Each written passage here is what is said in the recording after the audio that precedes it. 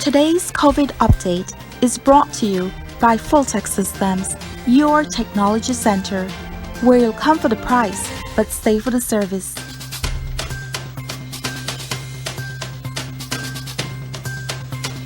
Welcome back to Open Your Ads. We're moving now into our first segment for the morning. We promised you a fun Friday, and we've got some fun here. We're going to be talking about the youth, all right? And in with us, we've got Kevin Bernard, who is, of course, the Minister of Youth, Sports, and E-Governance, and his C.E.O., who is none other than Jose Urbina, C.E.O. in the Ministry of Youth, Sports, and E-Governance. This morning, it's all about sharing with us about Youth Week 2021. Minister, CEO, good morning and welcome. Good morning and thank you for having us. It's always nice to have you guys in. The big thing across the world, of course, is youth. We know that they are actually the present, and of course, they're going to be the future. Right. And I got that from you from a news clip that you did in the week. Now, right. Minister, let's jump on into it. We know that Youth Week is coming up, but how are we looking within our country, especially with dealing with the youth? Well, actually, we are celebrating Youth Week, and the theme for Youth Week, Generation Now, Youth Taking Action for a Better Belize. A critical theme, which I must thank the young lady who won by making that great team, Ms. Dominique Norales. But there's a lot of work happening in the Department of Youth Services, and the focus in what we're making sure that our young population between the ages of 14 and 29 is targeted in terms of positive work. As we celebrate this week, you'll be seeing a lot of the highlights of young people who are engaged in many things, whether they are young startup entrepreneurs, whether they are doing in sports, whether they're excelling in sports. And talking about sports, I just want to take this opportunity, Marlene, and to highlight some of the young people that I met with last week at my office. And I was especially amazed to hear from one of the mother of the young lady that brought in the bronze from Santa Dominican Republic when she went there to race. This young lady, I believe, must be highlighted at every opportunity because it shows where a young person who may have a passion in a sport discipline, in this case cycling, but also dedicates herself in her schoolwork. A 4.0 student who gives, and this has been happening apparently for 3-4 years straight. She's a straight 4.0 student, yet find the time to get up early in the morning, train, discipline herself, go to class, return, still carry on with her own young life, but at the same time was able to compete out there and bring a bronze medal to representing our country. Just as a young man, Derek Chavaria, and many others that we have seen along the way. When we did our initial tour, for example, in the South, myself, CEO, were amazed to see a young man, for example, young man Coleman, coming up with his own idea, building his own sauce. And this is why the Department of Youth Service now needs to be able to support these young people in guiding them, preparing a business plan, and then setting them up through the arrangement we have with the Development Finance Corporation, where they can access small business loans so that they could start up their business. That is what we at the ministry have said to our team. We want to make sure that these services, through the entrepreneurship and on-the-job skills training program, is accessible throughout the country. I want to step back for a moment. I know that as we move into Youth Week and as we talk about some of the things that are going to be a part of the celebration, you have had a lot of time in working with the youths who are associated with the different departments across the country and some of the young people they work with in the community. What has that experience been like for you? It's been a very rewarding experience, Marlene. I can say that from the very get-go, I gave my vision for the ministry. I said to them, we should target all our young people. We should leave no one behind, whether that young person did not have the opportunity to be in school, or whether it's a young person who have graduated, whether from sixth form, high school, university. Let us ensure that we are targeting these young people to remain engaged to become productive citizens, but for us as a department to seek out opportunities for these young people, whether it's through sports, like I said, education, and any other means, or seeking employment, assisting them through developing their own business plans. Those are the things that I've seen, and the many experiences I've had going around this country, talking to young people, engaging some of these young people who themselves will be highlighted on the 6th for those who have been nominated and will be awarded. I think that Belize can boast that while we're a young nation, there's still a lot more positive things happening within our young people. Indeed. A lot of the focus have always been on the negative in terms of the crime and violence plaguing our young people, especially here in the south side. Yes. That's another area that we have to really work on. But I think that our approach that we have made this at the ministry, both C.E.O, we have been an on-the-ground approach. I recently walked in the Las Flores area with some of the youth officers. They said this is the first time ever have a minister walk along with them. But I try to do what I believe is right by keeping that dialogue with our staff, making sure they understand what our goal is at the ministry, what my vision is and what our vision is, and at the same time, but taking into consideration their viewpoints. It's not from the top approach and just trickle down. It's about listening to them too. Indeed. But Minister, talk to us about the difficulties of trying to provide opportunities for these young people, especially amidst a pandemic. I mean, there are a lot of people out there right now who are thirsty for that opportunity. But you're saying that, you know what, I actually go into these areas. Is it a difficult task? Are you seeing a vision? Tell us about that. Well, it is, and I know C.E.O will add, it is a difficult task when there's limited resources. At the Ministry of Youth, our budget is very small, but we have a commitment from the Prime Minister, we have a commitment from our government and cabinet that the Ministry of Youth must be upscaled to its right budget. You're talking about a budget that should be between the range of $12 to $18 million a year, as opposed to a 4.2 budget. What can we do with a $4.2 million budget when you're talking about youth development work, where when you talk about ages from anybody under 40, for example, you're talking about 70% of the population. But when you talk about 29 and under, you're talking about almost 45% of the population. So we have a huge task to do at the department and at the Ministry of Youth in terms of reaching out and targeting. So yes, while resources are scarce, however, we still have been able to do several programs in reaching out to our young people, to making sure that they have access to the service area. And why I say that? Because a lot of the things that was happening before was that it was already, yes, it was focused in the city. We said we cannot only focus in the city. While a lot of attention has to be done in the city, we also have to create an opportunity for the people in the rural communities, in the urban setting, so that they too are able to reach out.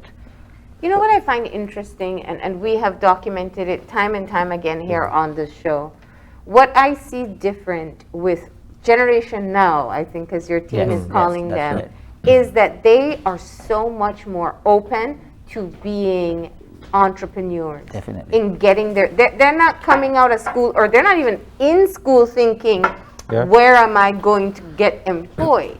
We have students who have started businesses that have been featured on the show, just creating something and putting it out on the market. Now, that's an interesting concept, I think, as we move forward. How do you nurture it? Because startups are hard. How do you help them to access capital and to help them become a part? I mean, this will be in 10 years, if this seed is planted this can be a great boost to our economy. That's right. And you're absolutely right, because the results are not overnight results. It's a mid to long term outputs that we're looking at, and that is the reason we create the links with the Development Finance Corporation and other entities that can potentially finance these youth. You are right also in saying that our young people are no longer looking at I will study to be hired at a company, but how can I create a company to maximize my potential? And one of those things that we're really pushing also is the use of technology within the youth department. And through our amalgamation process, we also created a technology unit that would then focus in instilling that in our young people. One of the things that we have been doing also is using technology to widen the capacity building within our youth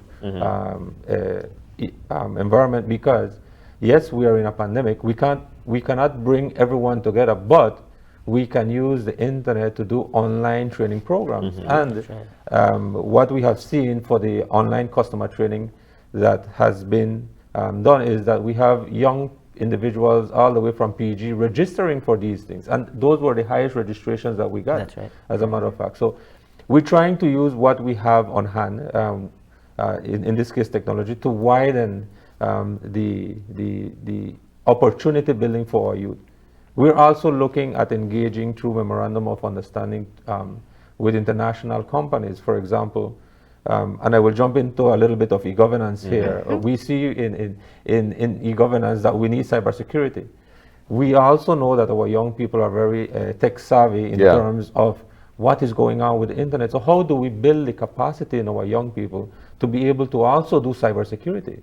Right? So bringing in, for example, cybersecurity companies, in this case I will call out the name Fortinet. With them, we would then partner to build the capacity and provide certification training to our young individuals through a scholarship program. So as a ministry, these are the things that we're looking at in collaboration, of course, with the Ministry of Education, to see how we can build the capacity to move our young people forward in terms of how we, at the speed we're moving technology also within our country. Because that's their lingua. This is what these kids, they actually speak. Go ahead, And if I may add to what the CEO is saying, we also looking at many other areas, and cybersecurity is one of the areas, as we mentioned. For example, we have made arrangement with the Taiwanese government, the embassy, where they are now saying that in the next year we are able to provide 1,000 young people with a program on training on graphic designing. That's another area where young people are engaging in. We have recently signed an MOU with the Harvest Trading Cap to provide online training courses for it's a 3-month program. So we're trying to find many ways in assisting our young people, having them access some type of program that they can become. In the case of cybersecurity, they can get certified. In the case of graphic designing, again, it's going to be programs that are skilled people coming in, training these young people, making sure that they are equipped.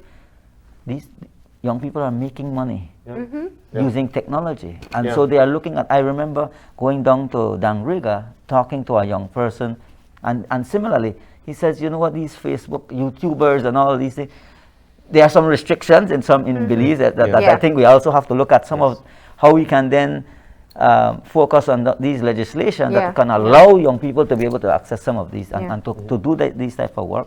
Yeah, because some of them are very popular. They could be earning money. Right, But we can't access that here. That's right. And I use Azelco as a perfect example. The young man that started Vistro. And he is employing a lot of people across this country. So as a young youth himself, who won the Youth in Technology Award last year, is now the young person who is actually sponsoring that award this year. So it is young people like these that gives us. See, he didn't say that when he was here. When he was here. So humble. But these are things we have to highlight. Keep on highlighting where young people have been doing great, and instead of focusing on just the negative, let us highlight the positivity of our. I guess the challenge then is making sure the opportunity is equal, because very often when we think of persons who do come in contact with crime, their realities are a lot different from someone who's been nurtured to be open-minded enough to seek entrepreneurship. Sometimes you have people that can straddle both.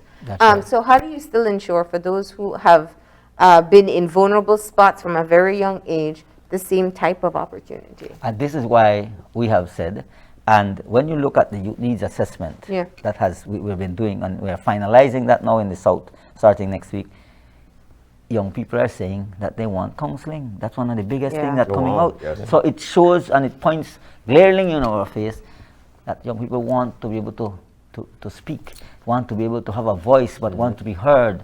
You know, and you know the old adage, you say you'll be seen but not heard. Not heard, that yeah. cannot happen anymore. Yeah. We need to listen to our young people. We need to reach out to them. We need to find ways how to assist our young people. So talking about, when you talk about creating that opportunity and equal access, that's what the Department of Youth Service is focusing on, where every young person should be able to come to the Department of Youth Service, whether it's a counseling matter, whether it's to help, like I keep repeating that, whether they want a guidance on how to develop their own business plan so that they can do their own thing, or whether they're saying, you know what, I want to learn a trade, how can I get involved? We offer all of these things through the Department of Youth Service. And the reason why we have utilized the technology to expand the service that we offer countrywide, it's for the same reason. We need to ensure that every young person that wants that access or wants that service are able to access it. And if I may add, Sure. if I may add, and also how do we build the support for those young individuals? Right. Because there are some young individuals that want the formal education. They come into the Department of Youth Services, they are taught and then reintegrated into the school system. So how do we track them? How do we provide that support system? Of course, those that want the informal education, how do we identify what trade they're really interested in? Is it electrical, masonry, construction, or other technology would also be another trade that they can consider. So the tracking of these individuals is something that has not been done in the past, and it's something that now we're instilling in our Department of Youth Services to ensure that it happens. We cannot allow them to drop out or lose track of what they're focused on, but keep encouraging them and provide a support system for them to continue and be successful in what they want. Propelling them to continue to be successful, just like the Vistra situation. Exactly. Right. So guys, you know, one of the things that I feel is extremely important in anything that we do, and that's the buying process. Minister, I hear you about what you've got coming on stream and you know, the short-term to long-term situation, medium to long-term. Right. But we're in a tough situation at this particular point. And there's a youth or two probably watching right now and say, what can I get now because I feel desperate? What can youths get right now to try and propel themselves? And what should be the approach? Because we continue to sit behind the computer and we're not sure what we're supposed to do. There's a pandemic, our social skills might just be falling. How can I make that approach to try and achieve what I can from the Ministry of Youth? One of the things is, the first step is we have a Department of Youth Service in every district and every branch in the city. Reach out to the department. We are open door policy. We are there to address the needs of our young people. And we have wonderful youth officers, youth coordinators, managers that has the passion and the drive to assist young people. So I want to say to those young people who are listening and who are saying, you know what, I don't know where to go.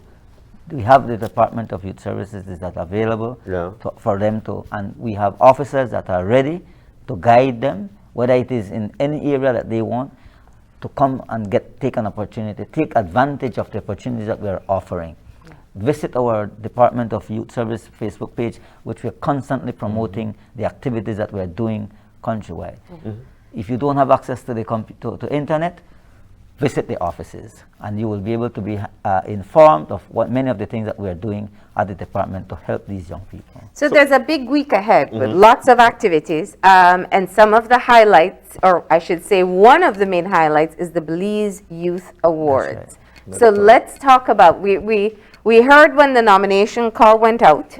We spoke with Aziel, one of the past winners, and there are a number of categories that people have been nominated for, and we find out who wins. Right.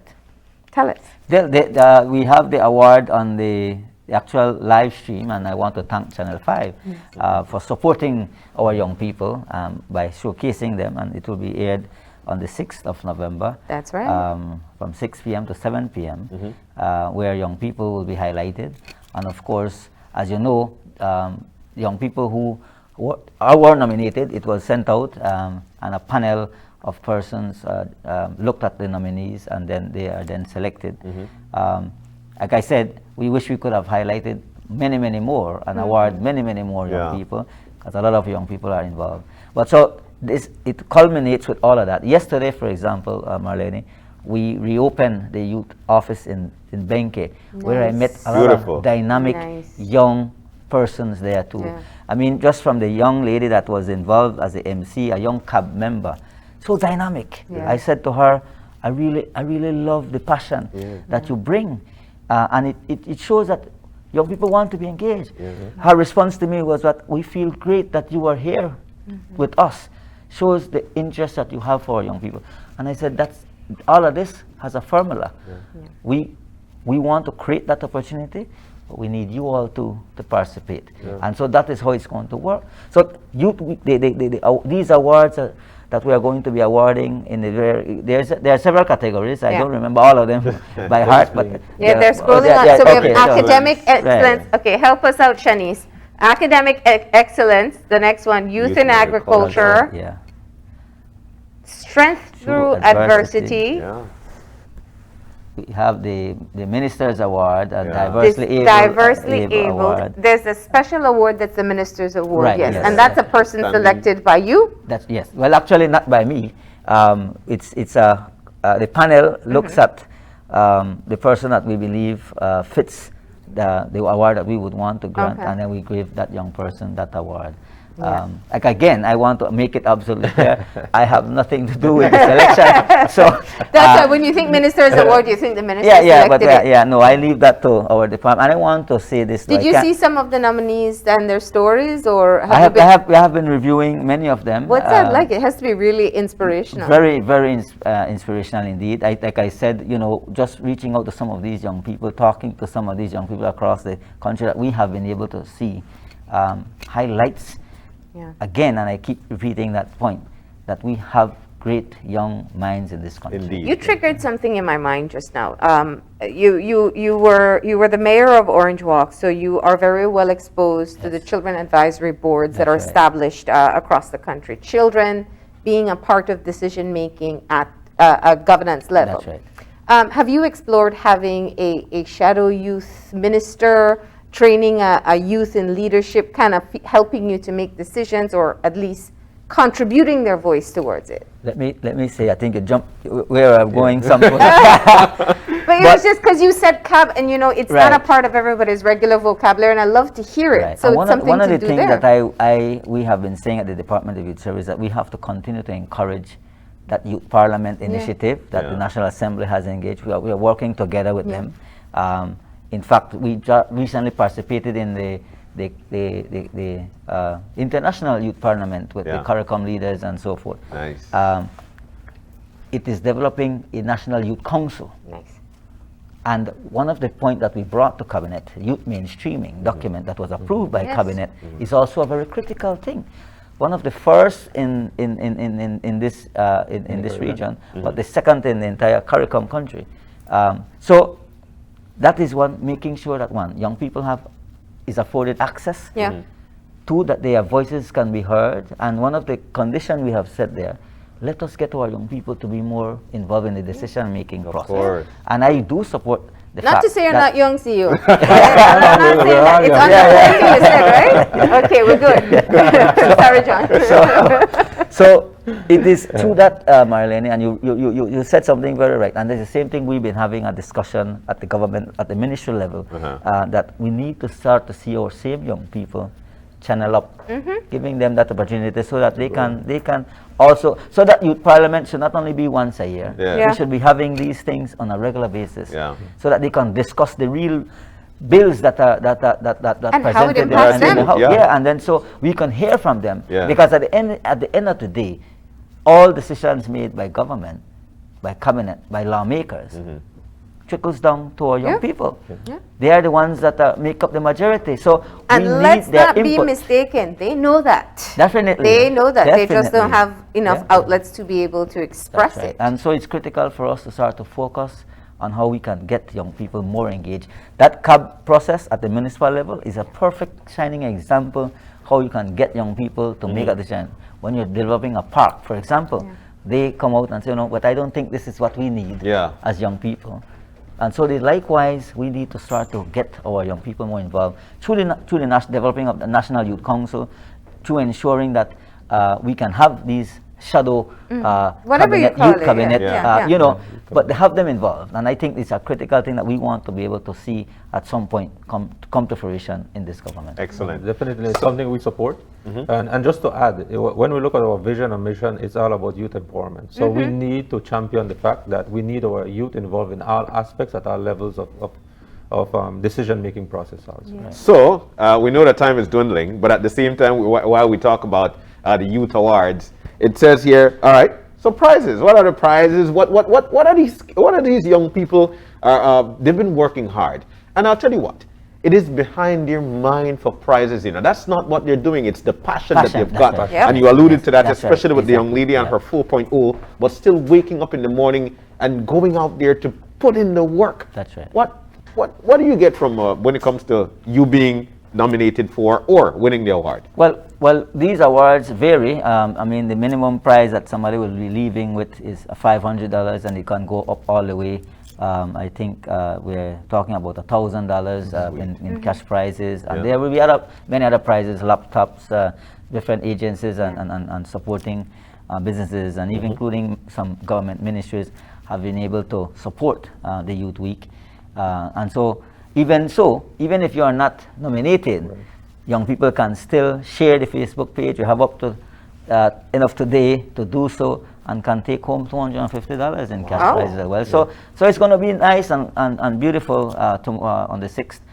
So I want to ask everybody to tune in and be part of the program, be part of the show. Yeah. I cannot leave today, though, Yes. without thanking somebody who has been working behind the scenes on the forefront of this very important initiative, Yes. and our young Sabrina Daly. Yes.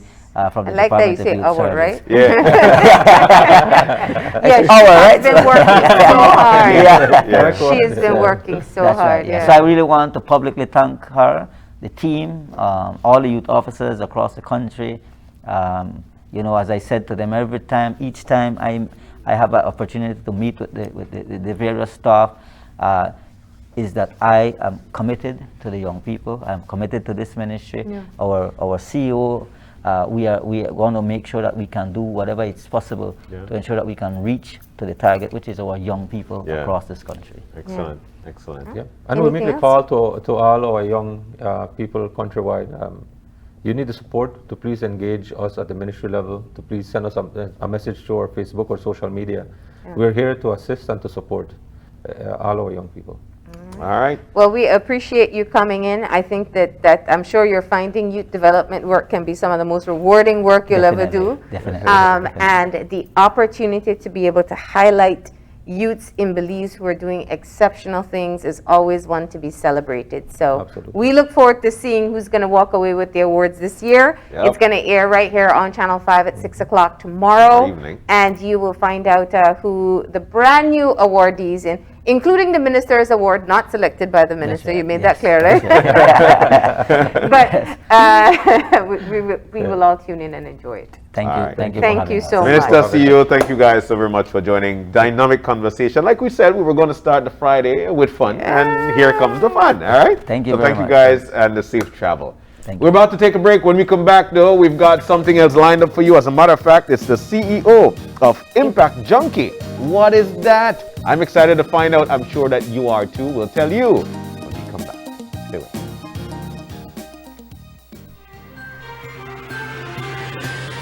This COVID update was brought to you by Fulltech Systems, your technology center, where you'll come for the price, but stay for the service.